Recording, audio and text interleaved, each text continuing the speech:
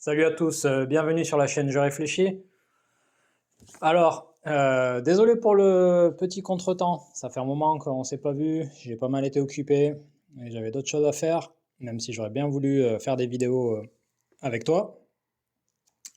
Donc, toujours est-il que j'ai fait un petit sondage, il est apparu que vous êtes un peu des grands fous parce que majoritairement vous avez désiré High Frontier for All et en majorité, j'ai été surpris, vous avez désiré avoir du High Frontier for All solo débutant. Et alors, pour tout te dire, j'avais commencé à faire une partie sur, en fait, via pas mon appareil, mais via un autre système pour filmer, et ça tremblotait. Je m'en suis aperçu quand j'avais bien commencé la partie. Donc, j'ai abandonné, pour tout te dire. Et donc, je vais changer mon fusil d'épaule. Donc, j'espère que tu vas pas être désappointé. Dans le sens où je voulais faire une partie expliquée, mais en fait, je savais pas trop pourquoi tu voulais que je fasse ça, parce qu'il y a déjà une grosse playlist, notamment avec le jeu de base, donc pour débutants, pas à pas. Et donc, ce que je me suis dit, c'est que pourquoi pas, pour changer, je sais qu'il y a beaucoup de gens qui ont vu la vidéo ou qui ont essayé de regarder la vidéo de Jean-Michel Grosjeu, les vidéos qui sont au top. Vidéo de Jean-Michel Grosjeu au top, alors c'est en anglais, mais bon, c'est un Français qui parle anglais. Avec tout mon respect pour lui, ben moi je trouve que c'est plus entendable qu'un anglais qui va parler très vite, sans doute comme un français qui va parler un autre français. Enfin, ça va beaucoup plus nous parler.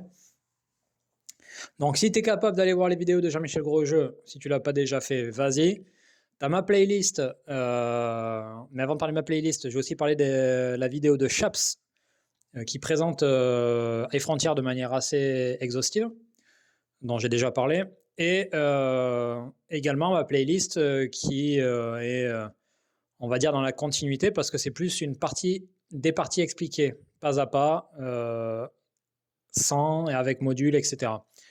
Et vu que j'avais commencé une partie et que ça a bugué complètement, j'ai changé mon fusil d'épaule. J'ai vu qu'il y avait des gens qui demandaient des vidéos en français de règles. Donc, ce que je vais faire, c'est que je vais m'attaquer gentiment aux règles de la Frontier for All en français. Comme ça, ben, si Jean-Michel Grosjeu le fait un jour, ben, ça sera du Jean-Michel Grosjeu, donc ça sera parfait. Et en attendant, vous avez ce que je vais vous proposer. Ça sera pas parfait, mais ça sera ce que c'est.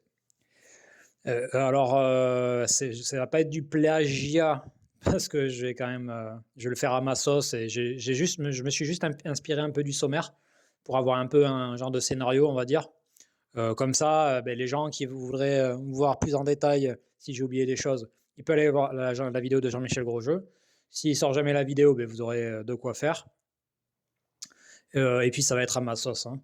Donc ça risque de partir des fois un peu dans tous les sens, mais on va faire ce qu'on peut. Donc je vais essayer de la faire en 3 vidéos. C'est à peu près ce qu'il avait fait. Je crois qu'il avait fait en 3 ou 4 vidéos sur plus ou moins le module, pardon, sur le jeu de base. Donc là, j'ai parlé vraiment du jeu de base. Je vais même pas parler a priori du module 0 politique. J'ai parlé vraiment voilà, du jeu de base. Donc, j'ai parlé des éléments de jeu, des points de victoire, de comment s'articule un tour de jeu, de l'élaboration d'une requête et on va dire tout ce qui est la base de la requête. J'ai parlé également alors c'est toujours dans les points de victoire, mais c'est les Glory Cheat et les Heroic Cheat. Et en dernier, ce qu'il avait fait sur l'Afterburn. Peut-être que j'en parlerai avant. Bon, voilà.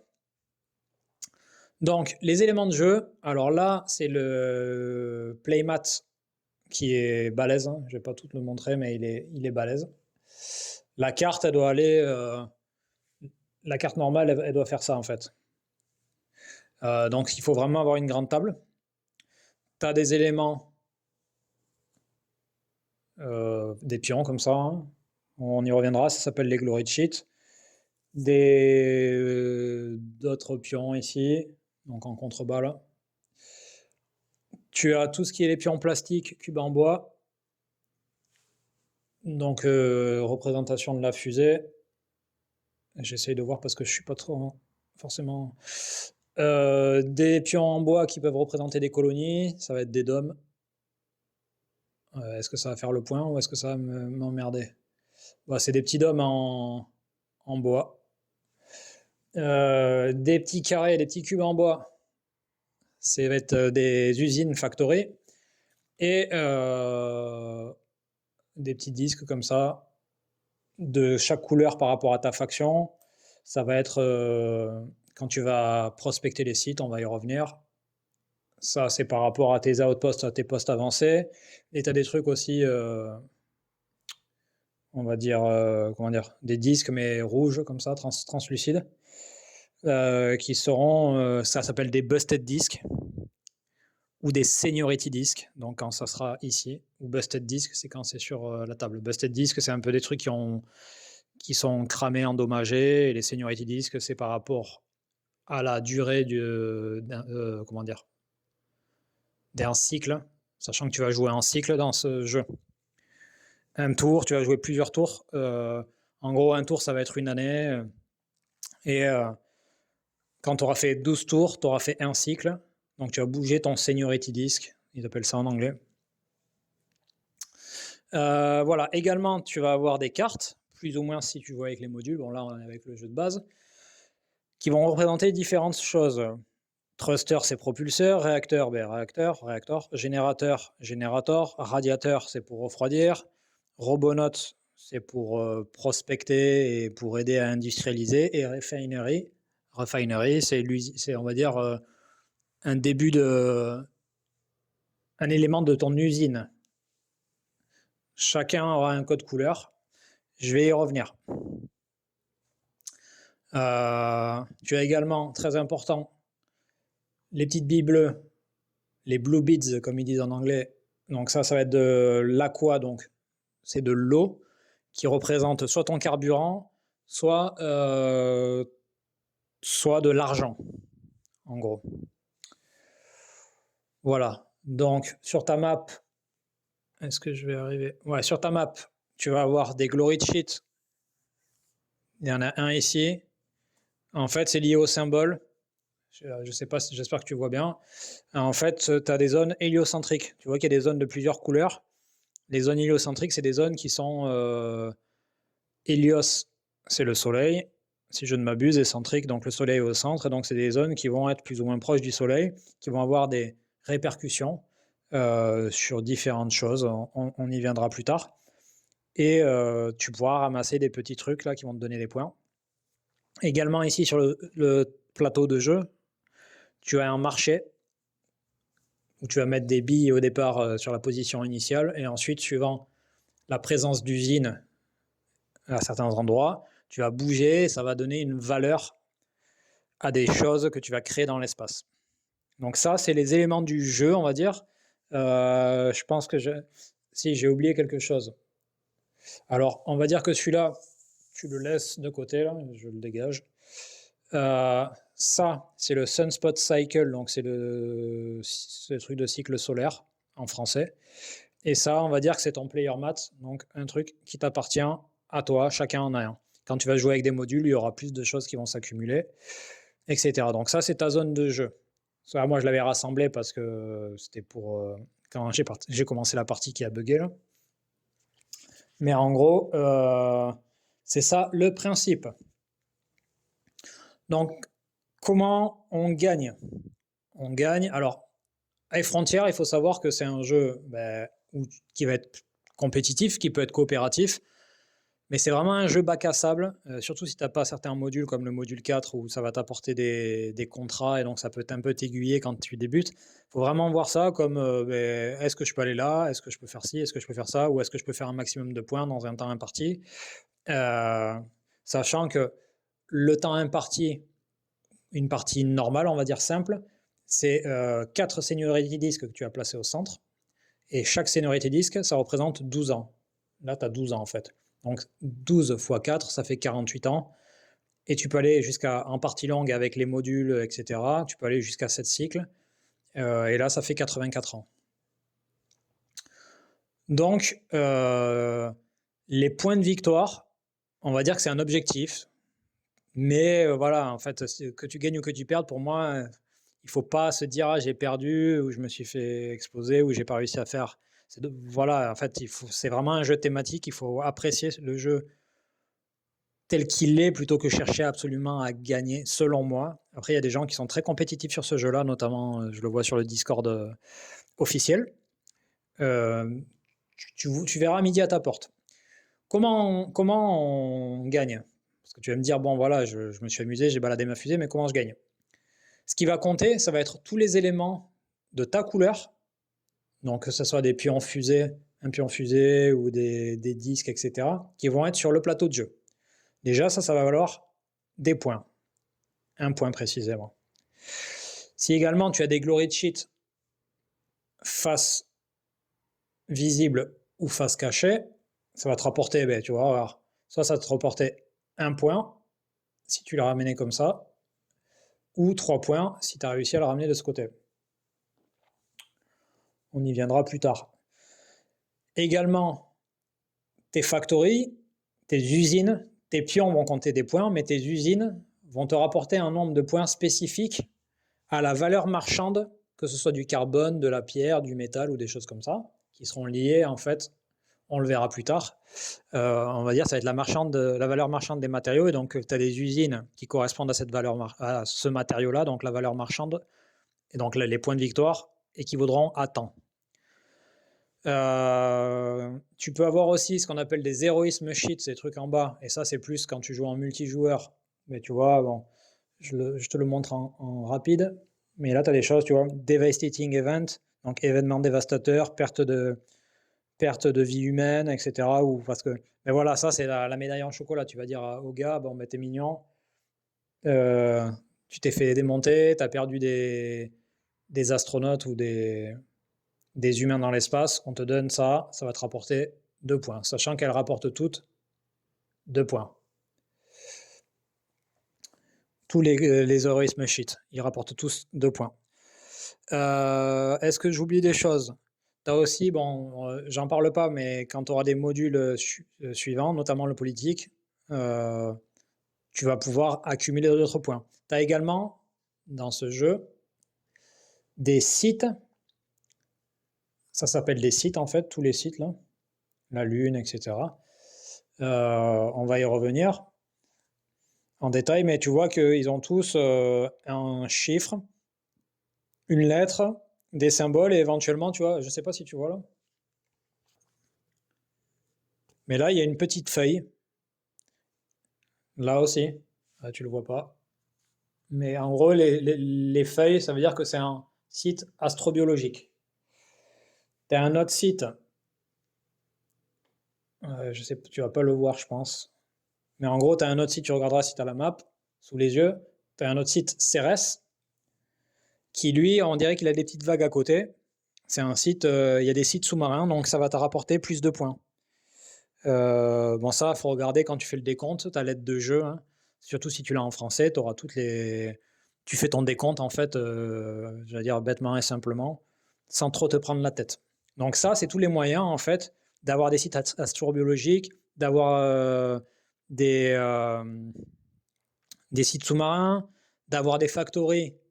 Et tu verras, et ça c'est la stratégie, mais tu verras qu'en fait, notamment quand tu joues en solo, c'est qu'en fait, vu que tes factories, tes usines, elles sont liées à la valeur marchande de de l'exploitation track, là, par exemple, quand tu as posé une factory, donc une usine, sur le C, sur un site C comme Mars, hein, tu vas bouger l'exploitation track, tu vas descendre et tu vas voir qu'il y a marqué 8. Pourquoi? Parce qu'en fait, à la fin, au décompte, tu compteras 8 points s'il y a une factory, vu qu'il n'y aura qu'une factory si c'est sur 8, tu compteras 8 points pour ta factory. Mais si tu mettais 2 points, si tu mettais 2 factories sur 2 sites C différents, eh bien en fait, on descend. Donc quand tu as 3 factories ou plus, chaque factory elle vaut 4 points. Ça veut dire qu'en gros, le but quand tu joues en solo, c'est de répartir la stratégie, ou même quand tu joues en multijoueur, si tu vois qu'il y a un type spectral, ça s'appelle un type spectral, les lettres, qui est sous-travaillé ou sous-exploité, il faut essayer d'y aller. Ça va te rapporter plus de points. Mais si tu vois quelqu'un, justement, qui lui a une seule usine, il n'y a personne qui vient l'embêter, eh bien, il faudra essayer d'aller l'embêter à ce niveau-là. Donc ça, c'est les points de victoire. N'hésite pas sur Board Game Geek, alors c'est en anglais, mais tu as Jean-Michel Grosjeu qui avait laissé, il a fait des résumés au fin de ses vidéos, et tu as tout qui est résumé. Tu peux les télécharger et tu peux les plastifier. Donc tu auras tous les trucs des player aids. Moi, je les ai téléchargés, je les ai plastifiés parce que c'est vraiment bien fait. Alors, c'est en anglais, mais c'est vraiment utile. Donc, une fois qu'on a fait les points de victoire, on va parler du tour de jeu. Le tour de jeu, comment ça se passe? Chaque joueur va jouer à son tour. On va définir le joueur par rapport à la carte crew. Donc, chacun va prendre une carte crew de manière aléatoire, équipage.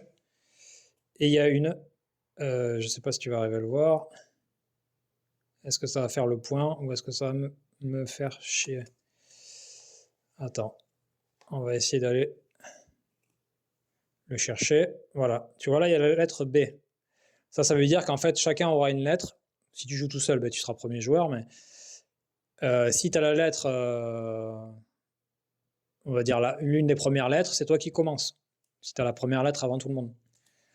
Et qu'est-ce qui se passe quand tu joues en multi? Ben, en fait, sur le Sunspot Cycle, tu vas mettre un cube de ta couleur qui représente une factory ici.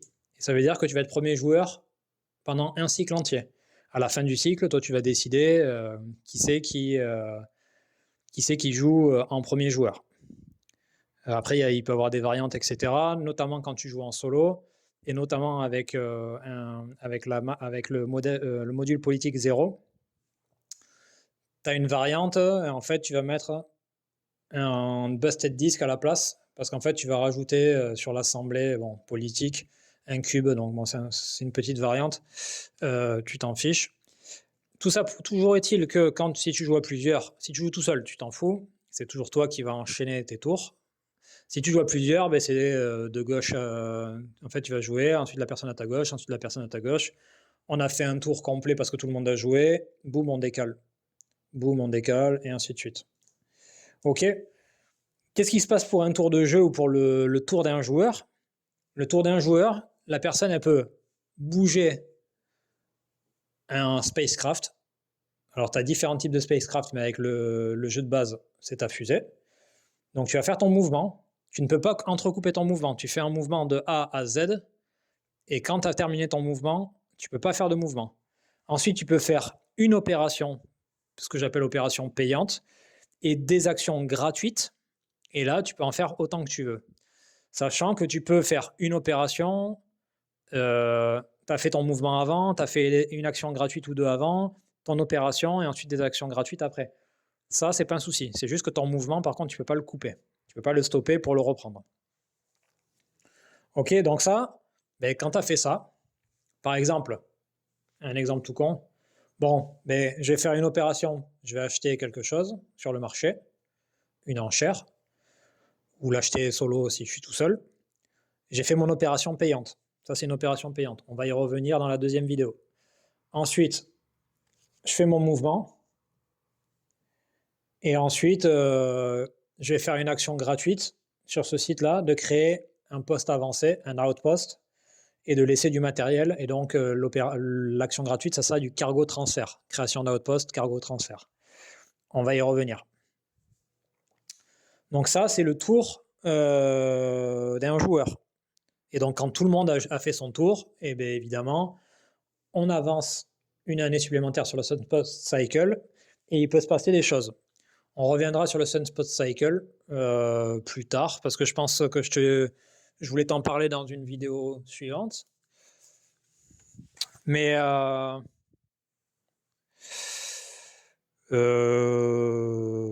ouais, moi j'ai envie de t'en parler maintenant. C'est pour ça. Alors la vidéo de Jean-Michel Grosjeu est parfaite parce qu'il a tout décomposé. Il a fait ça de manière très logique, et c'est vrai que là je vais un peu t'assommer entre guillemets. Donc soit je rajoute les événements maintenant. Écoute, je vais coller un peu à la vidéo de Jean-Michel Grosjeu, comme ça tu verras un peu ce qu'il montre, et ça sera plus ou moins le même sommaire, si je puis dire. Comme ça va pas te perdre si tu veux faire le va-et-vient. Encore une fois, voilà, mon but, c'est pas de... S'il la sort en français, je te conseille vivement d'aller voir sa vidéo en français. Mais vu que pour l'instant, c'est pas prévu, ou en tout cas, il a d'autres choses à faire, ça va pallier un peu ce manque pour la communauté FR. Donc, ça, c'était le tour de jeu. Maintenant, on va voir la fusée. Parce que le but dans les frontières, c'est de créer, enfin, c'est d'exploiter des ressources dans l'espace ou de faire des choses dans l'espace, mais pour pouvoir le faire, il faut avoir une fusée ou un moyen de transport. Donc, une fusée ou un moyen de transport, pour cela, il faut un équipement particulier. Je vais essayer de t'en trouver un en particulier. D'ailleurs, je crois que c'est celui-là dont il parlait, qu'il montrait en tout cas dans sa vidéo.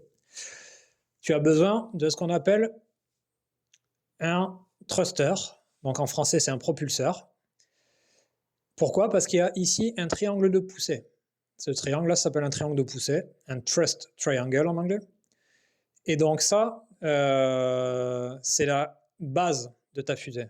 Là, en tant que tel, là, si tu achètes ce brevet aux enchères, on en parlera plus tard, mais si tu achètes ce truc-là, tu vas pouvoir voler avec.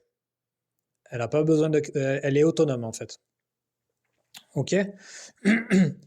Donc, en fait, tu vas acheter des brevets au marché que tu vas avoir dans ta main. Tu peux avoir le principe. Il y a une exception, c'est Shimizu Corp, qui est une faction japonaise, la faction rouge, une des factions rouges. Le principe, c'est que tu peux avoir 4 brevets en main. Quand tu as des cartes comme ça en main, tu peux en avoir 4, sauf Shimizu Corp où il a une main illimitée. Mais du coup, tu peux avoir jusqu'à 4 brevets en main. Si tu fais une opération qui te permet de mettre plein de trucs dans l'espace et que tu as 2 cartes en main et que tu en as, mettons, 2 là, tu peux racheter des brevets, tu auras 4 cartes en main et 2 dans l'espace, il n'y a pas de souci. C'est juste que s'il y avait un problème, et que du coup, tu as du matériel détruit ou que tu décommissionnes du matériel, c'est-à-dire que tu le renvoies, tu le démantèles, on va dire, tu vas récupérer tes brevets parce que tu as toujours la propriété intellectuelle et la propriété industrielle, on va dire. Donc, tu vas les récupérer, mais tu vas dépasser ta limite de main parce que tu avais 4 dans ta main, plus 2 dans l'espace. Ben, tu vas être à 6 cartes en main, tu ne pourras plus participer aux enchères ou aux achats. Donc, petite précision, parce que j'en ai pas parlé, les équipages, tu as des cartes équipage, j'en ai parlé tout à l'heure par rapport à la lettre, qui vont avoir des spécificités. Il faudra que j'y pense éventuellement, ou je peux le faire maintenant. Je vais le faire maintenant. Au début du jeu, tu pioches une carte équipage au hasard, et j'en parlerai sans doute à la fin, mais en gros, lui aussi aura une masse, aura une résistance aux radiations, donc il va pouvoir t'aider à te protéger. Un symbole ISRU et un nombre ISRU, c'est par rapport à la prospection. Et un triangle de poussée. C'est recto verso, c'est pas la même lettre, tu vois. Là, c'est la lettre C, là, c'est la lettre B. Par contre, c'est la même couleur. Et en bas, là, il y a un faction de privilège, un privilège de faction, c'est pas le même. Et le triangle de poussée n'est pas le même aussi. Donc, tu choisis, en fait, et ça, cette carte-là, là, elle est toujours en low Earth orbit quand tu joues sans les modules. Après, tu pourras la mettre dans ta fusée, il n'y a pas de souci. Mais sa position de base, c'est low Earth orbit. Donc, mettons que j'ai acheté ce matériel pour 1 aqua. Est-ce que ça va faire le point? Tu achètes ce matériel pour 1 aqua. Et en fait, acheter du matériel au marché, c'est une opération. Donc, tu vas faire une opération d'achat. L'opération d'achat, pardon. L'opération d'achat, si je ne m'abuse, c'est l'opération de research ou de recherche. Donc, tu vas payer 1 aqua pour cet équipement de base, où il n'y a rien. Il n'y a rien, il n'y a pas d'accompagnement, si je puis dire, mais j'y reviendrai plus tard. Ok. Maintenant, elle est en main, c'est mon brevet. Mais moi, ce que je veux, c'est aller dans l'espace. Alors là, l'année suivante, donc disons que j'ai acheté ça la première année, je bouge, bon là, il y a un événement qui se passe, donc normalement, tu tires un dé et il va se passer quelque chose. Là, je zappe cette étape-là. Je veux aller dans l'espace avec ça. J'ai du pognon, j'ai une urgence, voilà. Je vais faire une opération, je ne peux pas faire une deuxième opération la première année, c'est pour ça que j'ai switché d'année. J'avais rien dans l'espace, je ne pouvais pas forcément bouger ni rien, pas faire d'action gratuite. Je vais aller dans l'espace, je vais faire une opération de boost.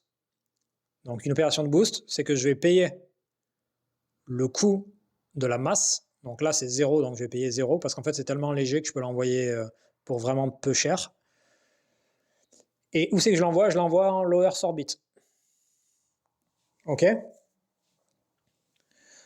Donc là, j'ai envoyé en low Earth orbit. Mon argent de base aussi également, l'Aqua, se trouve en low Earth orbit. Donc ça, c'est ma banque en fait. C'est très thématique et logique. C'est-à-dire que là, en gros, je peux avoir du matos et du carburant et du pognon en low Earth orbit, ou en tout cas, c'est accessible facilement depuis la Terre, quoi. Sur la Terre, enfin voilà. Mon équipement, j'ai fait mon opération de boost. Qu'est-ce que je veux faire? Je peux faire une action gratuite de cargo transfert. Cargo transfert, c'est que cette case-là, LEO, là, LIO, ça s'appelle un stack. Enfin, c'est un stack de cartes. Et ce que je peux faire, c'est un cargo transfert de ici à ici. Je peux prendre mon croc avec moi. Et ça, c'est une action gratuite, ça ne me coûte rien. Je peux même en refaire une autre parce que je me suis trompé dans le même tour, hein, on s'en fout. Ou je pourrais même le mettre là, faire un mouvement de roquette et construire un outpost, parce que créer un outpost, c'est une action gratuite. Donc, là, maintenant qu'on a fait ça, j'ai payé 0. Je vais devoir calculer ma masse. Ben oui, parce que c'est un peu le principe de Hive Frontier, c'est qu'il y a de la planification, il y a du calcul de masse, etc. Comment on fait pour calculer la masse? Déjà, il y a deux types de masse. Il y a une masse sèche et une masse humide, donc wet mass, dry mass. Dry mass, c'est la masse sèche. Ça va être l'équipement sans carburant. Donc là, je fais le calcul, en fait, tout simplement. Là, je vois que mon crew, mon équipage, masse de 1, et là, ce thruster-là, il est masse de 0. Donc 0 plus 1, ça fait 1. Si ça n'existe pas, mais si j'avais tous mes équipements qui étaient en masse 0, ce qui est possible, le crew, c'est forcément masse 1. Mais si j'avais des équipements, c'est que masse 0, ça sera, tu vois que la première colonne, là, c'est forcément minimum dry mass, donc minimum de masse sèche, c'est 1. Donc je prends le petit jeton qui correspond à ma couleur et je le mets ici en dry mass. La dry mass, ça va être sur les points noirs là. Ça peut monter d'ailleurs, la dry mass, ça peut monter jusqu'à 23 max. Ok? Donc une fois que j'ai calculé ma dry mass, je mets du carburant. Mettons que je vais y aller, je vais vouloir aller à un endroit particulier, à Deimos, mettons, Deimos qui est ici. Je vais passer par des endroits qui vont me nécessiter du fuel. C'est les endroits violets en fait. C'est les burn space, ça s'appelle. Des endroits où tu vas devoir cramer du fuel. Donc je vois que j'en ai 2. Chose dont j'ai pas parlé, mais de toute façon ça allait venir.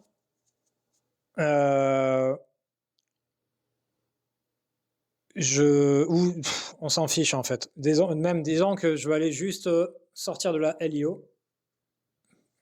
Je vais juste me mettre ici là, sur le cycler. Il y a une raison particulière, je vais me mettre sur le cycler. Donc, qu'est-ce que je fais? En fait, il va falloir que je calcule par rapport à mon thruster, mon triangle de poussée. Donc là, le chiffre violet là, c'est mon nombre de burn. Un burn, c'est quand je vais cramer du fuel pour faire de la poussée. Donc sur tous les points violets, il va falloir que je crame du fuel.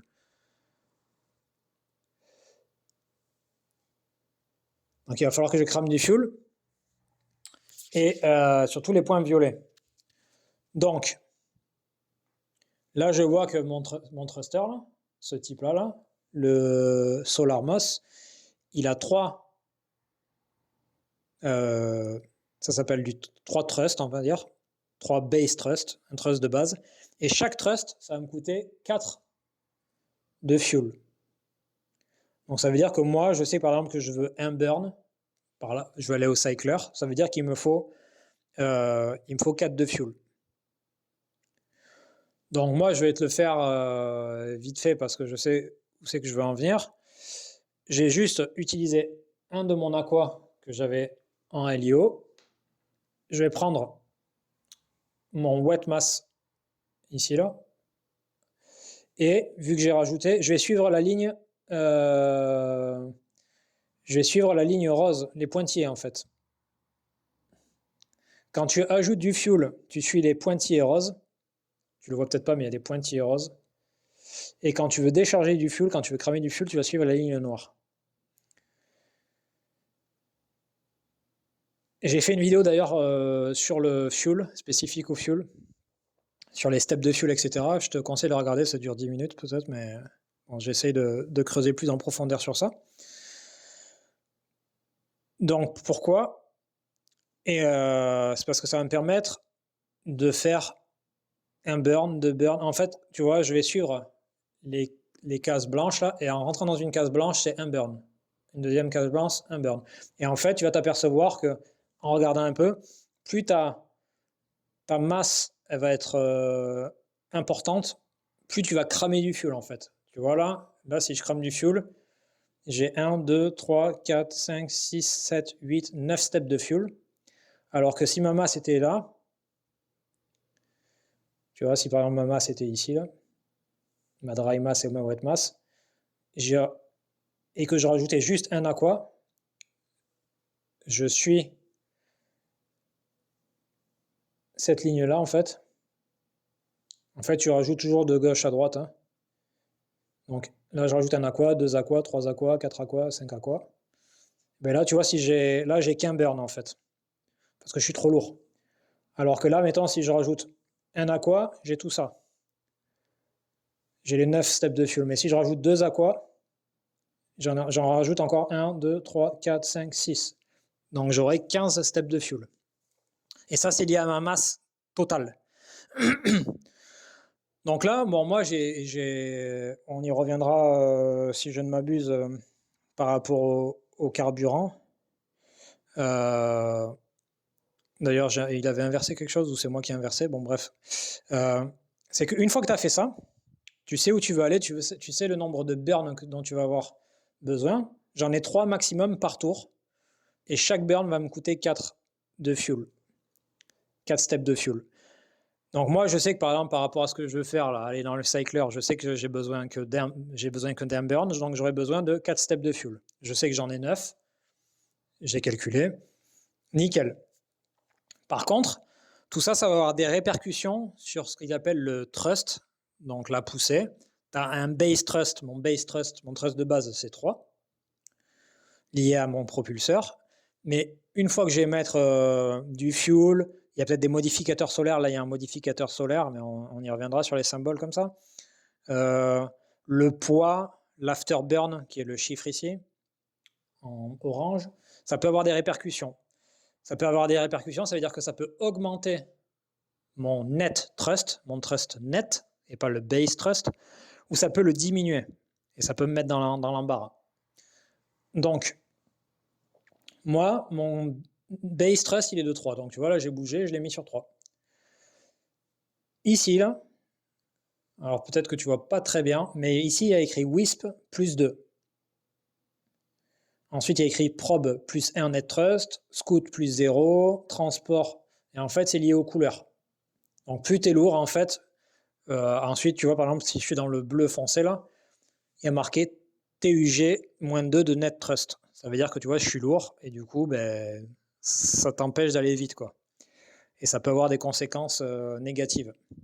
Là, en l'occurrence, pour savoir lequel j'utilise, tu vois que mon dry mass, il est là, mais mon wet mass, il est là. vu qu'on va se renseigner sur le poids total de la fusée, ben avec le wet mass, donc ça c'est mon poids sec et ça c'est mon poids humide, enfin total. Je suis dans la catégorie probe, donc probe plus 1 de net thrust, ça veut dire que mon base thrust est de 3. Je rajoute le plus 1 par rapport à ma catégorie, ce qu'ils appellent weight class, à mon poids, et donc j'ai un net thrust de 4. Ça veut dire que je peux avoir non pas 3, mais 4 poussées. Parce qu'il y a eu des modificateurs. Tous les modificateurs, ils sont notés ici, juste au-dessus du fuel strip. OK. Donc le carburant, en fait, si par exemple j'avais voulu rajouter beaucoup plus de fuel parce que j'avais voulu aller beaucoup plus loin, mettons je serais tombé ici, dans la seconde catégorie, mais j'aurais eu un scoot plus 0 net thrust, ça veut dire que j'aurais été à 3. Si j'étais monté, comme je te dis, au TUG, j'aurais eu moins 2, donc mon net thrust aurait été de 1, donc j'aurais eu une poussée par tour. Donc ça fait que tu peux faire moins de choses, ça va te coûter toujours tout autant, tu peux faire moins de distance, et en plus ça peut avoir des répercussions, notamment quand tu vas passer les barrières de radiation, on y reviendra. Pardon. Donc j'ai fait ça, donc j'ai fait mon opération de boost, une action gratuite de cargo transfert, une action gratuite de remplir ma fusée de carburant, et maintenant je peux faire mon mouvement. Donc je prends ma fusée, je me mets en LIO, je pose mon téléphone parce que je prends le son avec mon téléphone, c'est un peu le bordel. Donc j'espère que tu vas bien m'entendre. Et tu vois que j'ai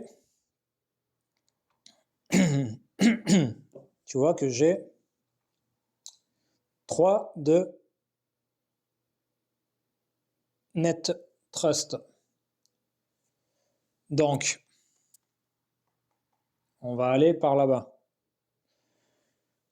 Je regarde, oui, ça m'a l'air d'être le plus simple. Je ne sais pas si Jean-Michel Grosjean c'est ce qu'il avait fait, mais par rapport à mon carburant, parce qu'il y a d'autres difficultés par rapport au trajet, je vais aller là-bas. Donc là, j'ai fait mon opération payante, une action gratuite, 2 actions gratuites. Je peux, si je veux, faire un mouvement de fusée, elle est dispo. Donc là, je passe dans un espace violet. Quand tu passes dans un espace violet, d'ailleurs, j'ai fait une bêtise. On va la tenter quand même. On va le tenter, je peux le faire, je pense. Donc, je voulais aller dans le cycler, mais en fait, je me suis revu à la hausse. Donc, espace violet, je paye. Là, l'étoile, là, tu t'en fous, là, c'est pour les modules. Là, le genre de picot, là, qu'il y a sur le truc. Donc, je paye. Donc, je paye quoi? Ben, en fait, je prends mon fuel stripe. Là-bas. Et je vais payer un burn égale, je t'ai montré tout à l'heure, 4 steps de fuel. Donc, je prends ma wet mass, hein, et je fais 1, 2, 3, 4. J'ai fait mon premier burn. OK? Là, je vais passer la barrière de radiation. Enfin, j'ai passé un symbole radiation ici. On va dire que je passe sans encombre, parce que j'y reviendrai plus tard. Deuxième burn ici. Pourquoi? Parce que c'est un espace violet. Donc là, pareil, je retourne sur mon truc. 1, 2, 3, 4, parce que c'est chaque burn pour 4. Et là, alors là, je vais passer un espace un peu particulier, je vais t'en parler maintenant, ça sera fait. Là, je passe un genre de... Alors, c'est un slingshot, c'est un, je ne sais plus comment ça s'appelle, un flyby, oui, pardon. Un flyby, c'est-à-dire que là, tu vois, dans le cercle, il y a marqué plus 1, ça veut dire que le prochain burn, plus 1, il sera gratuit, en fait. Je vais pouvoir passer sans payer. Tu vois, parce que là, je suis quasiment à court de fuel, en fait. Je ne peux plus faire de burn, là. J'ai plus assez. J'ai plus qu'un step de fuel alors qu'il m'en faut 4. Ouf, tant mieux. Flyby grâce à la Lune, parce que je passe à près de l'attraction de la Lune, et ça va me renvoyer en effet ricochet, boum, le prochain burn. J'ai pas besoin de le payer. Ici, c'est un rond où il y a marqué L4. Donc ça, c'est des points Lagrange. De mémoire, de mémoire, c'est là où les forces ont à peu près arrivent dans. Enfin, je ne veux pas dire de bêtises, mais je crois que les forces. Enfin, il y a un point où il y a un équilibre parfait et du coup, tu peux te réorienter et utiliser ça pour bouger en dépensant quasiment aucune énergie. C'est le principe. Donc là, pareil. Donc ça, c'est gratuit. Là, il y a encore un rond qui n'est pas violet et c'est pas un flyby. Et je peux me poser sur un site. Je peux me poser sur un site. Pourquoi Pourquoi Parce que je vais te parler de ce qu'ils appellent le landing, atterrissage. Enfin, c'est pas un atterrissage parce que c'est pas la Terre, mais bon, t'as compris. En fait, il y a différents types de landing et de lift-off, donc d'atterrissage et de décollage sur un site. Et là, c'est ce qu'ils appellent un powered landing. Powered landing, donc on va utiliser la puissance de mon thruster. La puissance de mon thruster, il faut que mon net thrust, je dis bien mon net thrust, parce que le thrust il va être modifié. Mon net thrust, il faut qu'il soit supérieur, strictement supérieur à la taille du site. La taille du site, c'est le chiffre ou le nombre que tu as ici. Donc là, mon net thrust est de 3 ou 4. Il était de 4 d'ailleurs, mon net thrust, et pas de 3.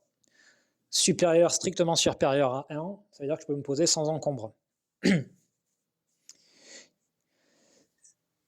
n'y a pas de souci. Il n'y a pas de souci. Par contre, si il y a des endroits, comme je vais te montrer là, bon, parce que je vais t'en parler vite fait. Alors, il y a différents types d'atterrissage. Il y a ça, le powered landing, lié à la puissance. Il y a l'aérobrake landing et il y a le factory assisted landing. Donc, ça, le factory assisted landing, on verra plus tard. Le aérobrake landing, on va en parler. Pourquoi ? Parce qu'il y a des endroits là où tu vois, il y a des petites pattes. Il y a des points violets avec des petites pattes là. Ça, en fait, c'est un point où tu dois payer un burn. Tu dois payer un burn, mais tu peux pas t'arrêter. En fait, l'attraction est tellement importante là, près de Mars, que tu peux pas t'arrêter. Donc, tu dois payer. Tu peux pas ne pas payer en fait. Sinon, tu restes en LMO qui est Low Mars Orbit. Et ensuite, tu es obligé de te poser. Tu vois là, si je passais par là, je suis obligé de payer. Mettons que j'ai le carburant, mais je m'écrase. Pourquoi ? Parce que mon net thrust de 4 est inférieur à la masse de Mars. Ça m'attire tellement vite que je ne peux pas freiner. D'où le aerobrake landing.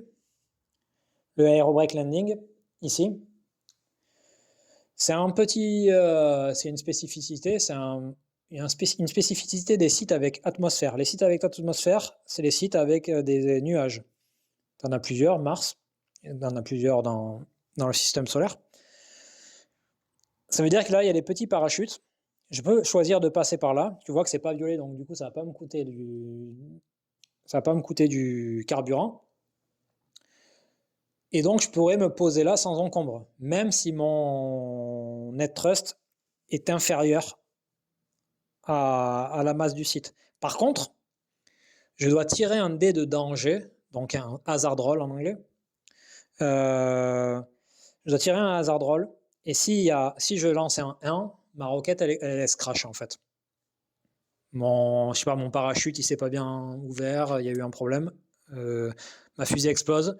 Tout mon équipement que j'avais, parce qu'en fait, quand tu sais un brevet et que ça devient un équipement, ben, tout explose, et du coup, ton équipage, il est mort, donc tu as un nouvel équipage, tu es en LIO, et toutes les cartes que tu avais qui représentaient ta fusée, là, il n'y en a qu'une, mais parce que c'est une version très simplifiée, mais c'est-à-dire que toutes tes cartes, elles reviennent en main, et du coup, tu as toujours la propriété industrielle, la propriété intellectuelle, donc tu as toujours tes brevets. Donc, si je me crachais. Par contre, il y a un moyen d'éviter ça, ça s'appelle le FINO, Failure is not an option, donc l'échec n'est pas une option. Et ça veut dire que depuis ta banque, tu peux payer 4 aquas pour faire vraiment travailler tes ingénieurs qu'il n'y a pas d'échec. Et donc, si tu refuses, tu peux refuser en fait. C'est pour ça qu'il y a beaucoup de débutants ou de gens qui ne savent pas très bien jouer. Ils vont dire ah mais à Frontier il y a beaucoup de jetés de dés, il y a beaucoup de chance et blablabla et blablabla. C'est faux parce que tu peux prendre ton temps, tu peux mitiger tout ça en refusant en fait, en prenant ton temps et en planifiant bien les choses pour avoir assez d'argent pour payer les finals. Tu regardes des gens, notamment si tu regardes la chaîne Heavy Cardboard, une partie où où il y a Geoff là qui est très bon. Tu vois qu'il paye beaucoup de finals et il tire quasiment jamais les dés en fait. Et en tout cas, il réfléchit aux probabilités, etc. Pardon. Donc nous, on s'était posé là-dessus.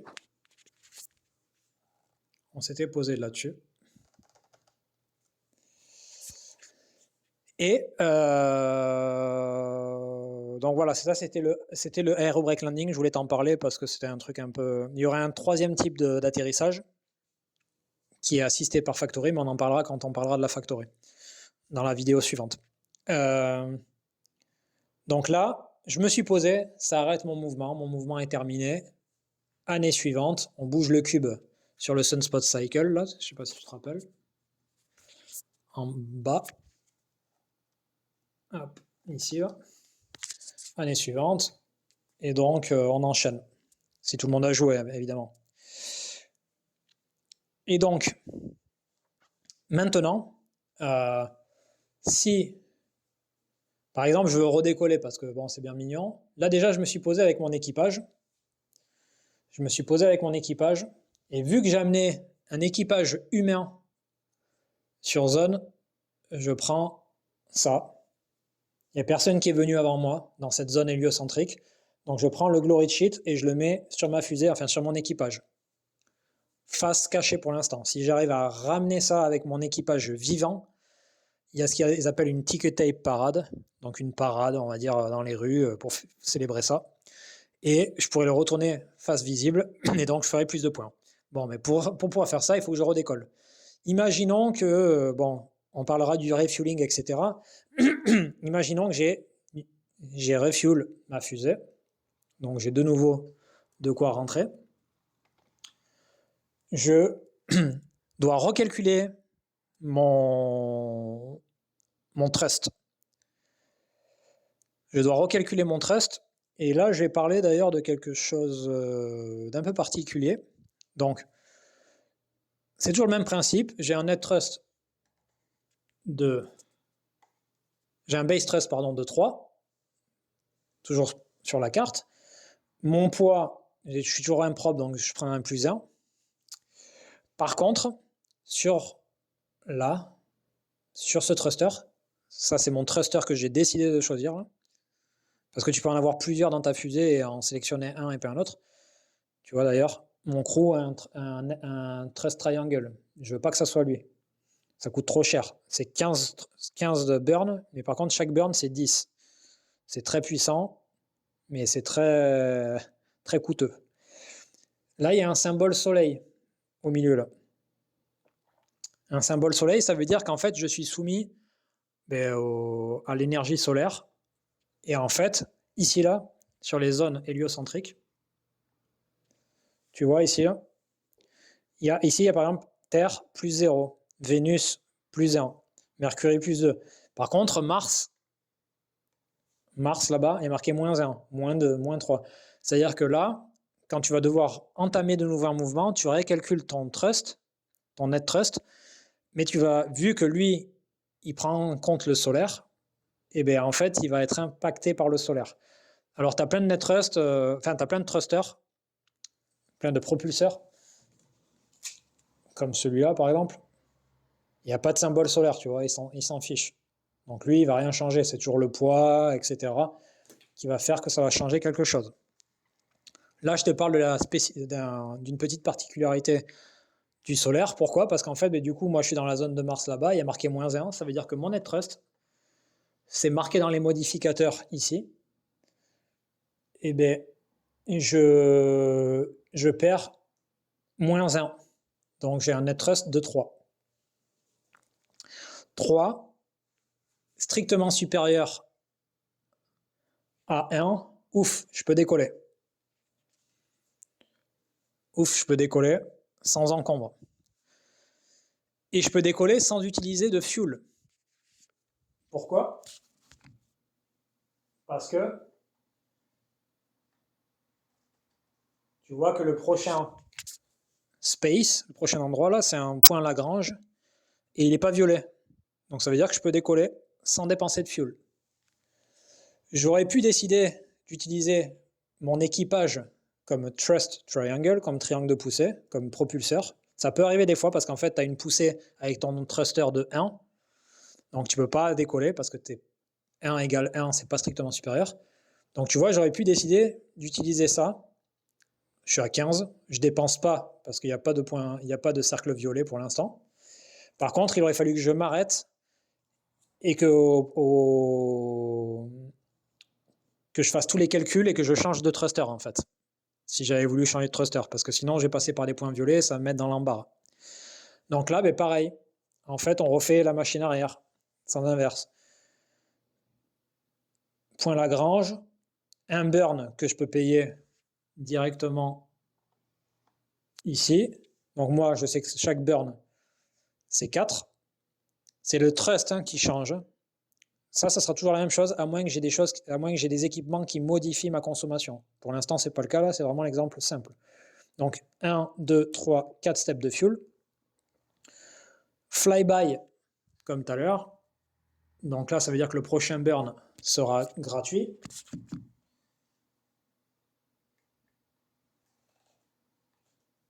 Hop. Donc le burn là, il est gratuit. Là, on va dire que je passe cette zone de radiation tranquillement. Normalement, tu dois tirer un dé, je répète. Normalement, tu dois tirer un dé.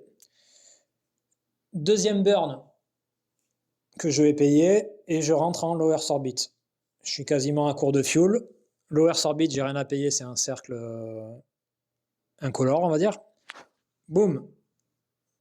J'ai fait mon mouvement. J'aurais pu peut-être entre-temps faire une opération d'achat ou autre chose. Ticket tape parade, c'est une action gratuite.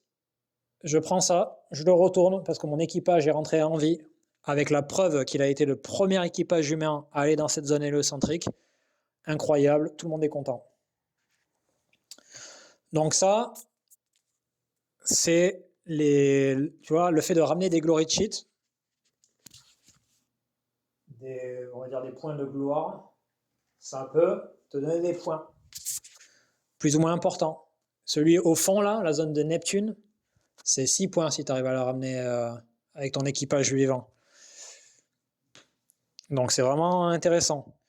Donc tu as les glory cheats, c'est les points de gloire, et les heroic cheats, tu en as 4, comme je t'ai montré au départ. Ceux-là, ils coûtent tous 2 points, et ça, c'est plus la médaille en chocolat, parce que tu as eu un newbie miscalculation, tu as fait un mauvais calcul parce que tu sais pas jouer. Ça peut arriver. Le dernier point de cette vidéo, et d'ailleurs, ça sera déjà pas mal, c'est l'afterburn. Donc, sur certains thrusters, pas tous, avec le jeu de base, en tout cas, tu as l'afterburn. L'afterburn, ça va être le chiffre orange que tu as indiqué ici. Ça va te permettre d'augmenter ton net thrust, un peu à l'image du power, du solaire. Alors ça peut pas te le diminuer, mais ça peut te l'augmenter. Donc c'est positif. Par contre, ça coûte de l'argent. Parce qu'en gros, tu mets une grosse poussée au départ, là, et ça, tu peux le faire au décollage, mais tu peux le faire aussi à un moment donné, si tu es arrêté en plein milieu de l'espace, tu peux envoyer un afterburn pour envoyer de la poussée. Qu'est-ce que ça va te coûter? Ça va te coûter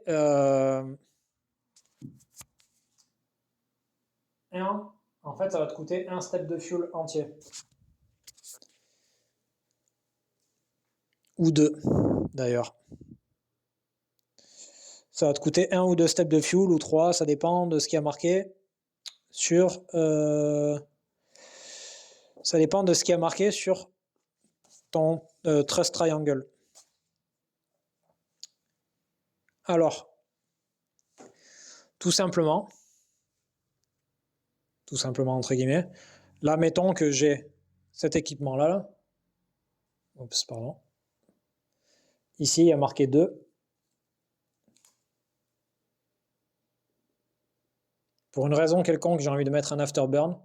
Ça veut dire que j'ai envie d'avoir... Il va falloir que je paye 2 steps de fuel.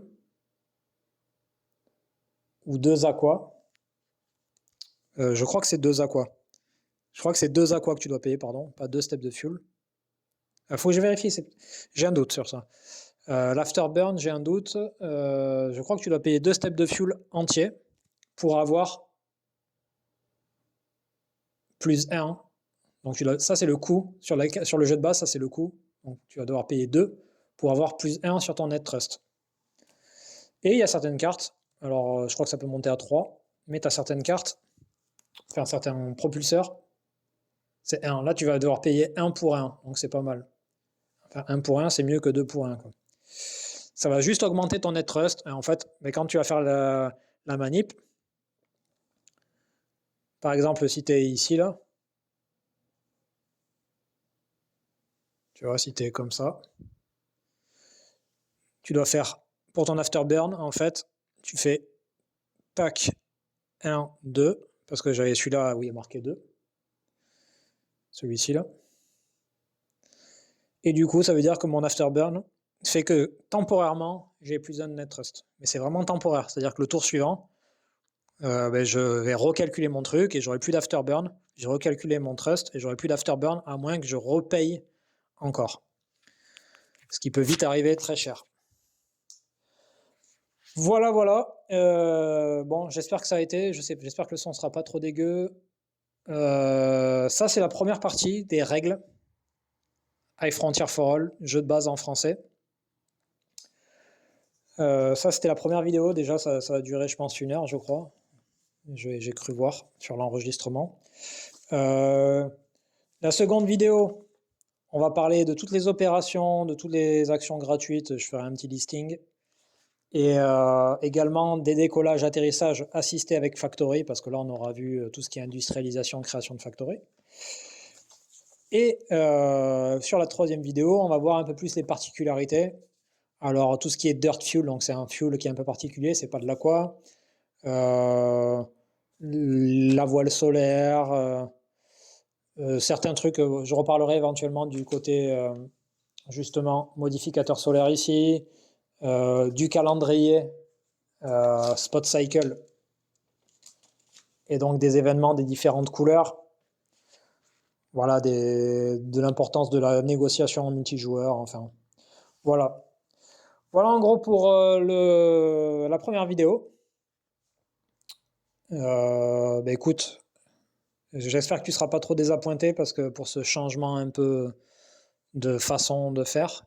Mais vu que j'avais commencé une partie, que ça a bugué et qu'il y avait des gens qui réclamaient une vidéo de règles en français, à mon humble niveau, qui est bien loin de celui de Jean-Michel Grosjeu et de ce qu'il nous propose, voilà. Je ne sais pas s'il y aura un sommaire. Je ne sais pas si l'IA entre guillemets ou YouTube fait le sommaire automatiquement. J'aimerais bien. Et sinon, s'il y a quelqu'un qui s'y colle, faut pas hésiter. Voilà, j'ai essayé de répartir les éléments, ou en tout cas, je mettrai un listing des éléments de la vidéo pour dire à peu près de quoi ça parle. Il n'y aura pas forcément de timeline, mais bon. Voilà. N'hésite pas à laisser un commentaire, un j'aime, ça fait toujours plaisir. À proposer des choses, à demander des choses. Et puis, je te dis à bientôt pour la prochaine vidéo, la deuxième vidéo sur les règles de High Frontier en français. Allez, ciao, ciao.